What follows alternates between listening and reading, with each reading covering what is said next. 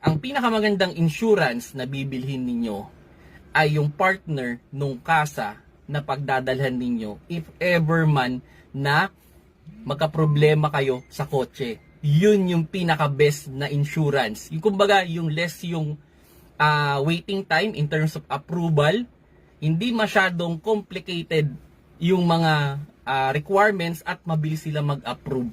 Kasi normally, dun to matagal sa approval eh. Kasi yung paggagawa ng kotse, kung available yung mga parts at minor issue lang, maybe less than a week tapos na eh.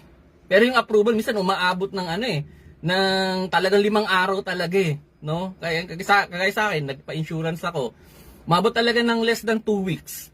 Although, mababilis na yun. Yun naman yung tamang setup. No? Yun naman yung tama. Pero, kung sakali man mas okay na bumili kayo o kumuha kayo ng insurance dun sa partner nung kasa na pagdadalhan ninyo if ever man na magka-problem